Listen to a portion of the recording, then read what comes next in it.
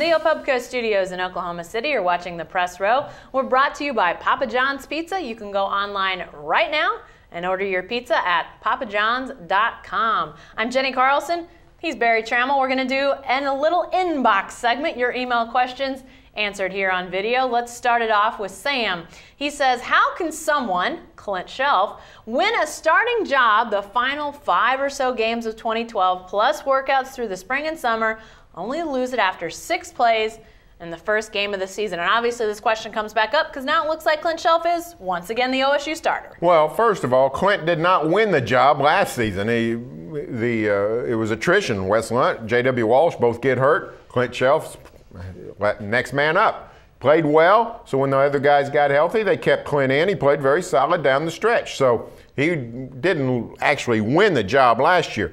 And I would say that in the spring and summer, he did not win the job. I think it's pretty clear that the OSU coaches wanted J.W. Walsh to be the quarterback and selected J.W. Walsh to be the quarterback. For whatever reason, they decided to start Chelf, but moved to Walsh early in the Mississippi State game. I think it would have taken an unbelievable performance down in Houston by Clint Chelf to retain that job. I think that was a mistake by Mike Gundy. I don't know why you're playing politics and sort of funny games with the quarterback job. If J.W. Walsh was the man, start him. I think that's where the mistake was made. So I don't think Clint actually won that job. I think now he's got the opportunity to win that job. This just in, Mike Gundy doesn't always handle starting quarterback issues the greatest. So leave it at that. But I don't think he won that job either in the spring or summer. I think that it was J.W. Walsh, and J.W. Walsh then lost that job. Just did not have enough ability throwing the ball. I think they felt like what they saw in the spring and the summer, his throwing was improved enough that they would go with him. But as the season went on, you just saw that inconsistency. A guy that now holds the record for best throwing percentage in a game can't seem to throw it straight, loses his job, and that's why we see Clint Chelf back behind center for the Cowboys. Back to the inbox. This one comes from Rich. He says, got a nickname for Steven Adams. How does Kid Kiwi sound to you? A little nod to his land down under. Sounds like an Elvis movie to me. I'm not crazy about it. I don't know. I think we come up with.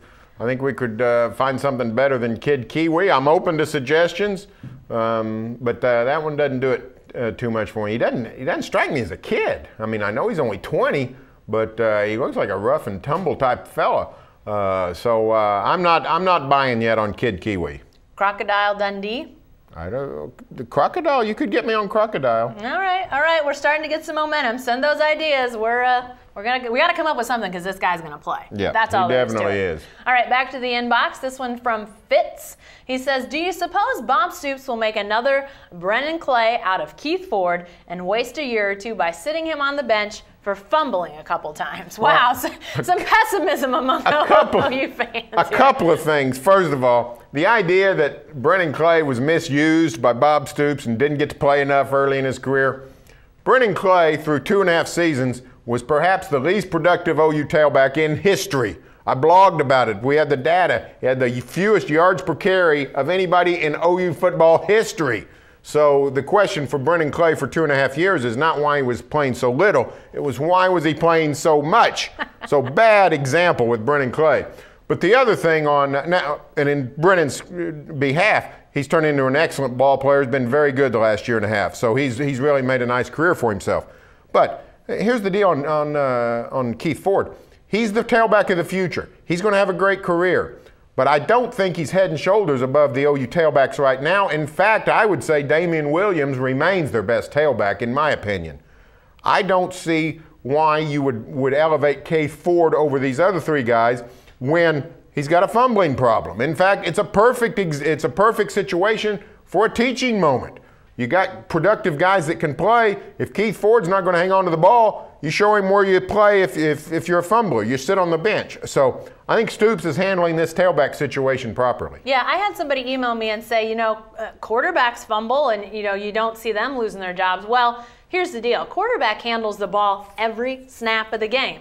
So if they fumble twice in 4 games, what are they fumbling? Twice in 300-something snaps of the ball that they handle the ball, That's a pretty good batting average. But Keith Ford's carried the ball 9 times the last 2 games, fumbled once, fumbled before that. His batting average, not very good right now. And they got to get that beat out of him. They cannot have him putting the ball on the ground that much, because if he's turning it over that many times for that many carries and he becomes the feature back, they got a big time problem.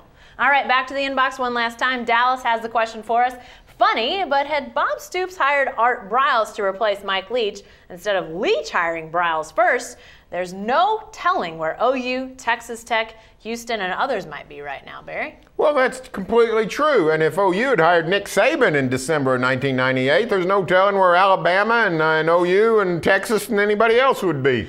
This is a little bit of a reach for me. Art Briles in 1998, 1999 was the head coach at Stephenville High School. Mike Leach did not hire Art Briles to be the offensive coordinator at Tech. He was named the running backs coach, spent 3 or 4 years in Lubbock, then became head coach at Houston U. Bob Stoops was in the market for an offensive coordinator. He hired a good one. He hired Leach, who changed the face of football in this part of the country.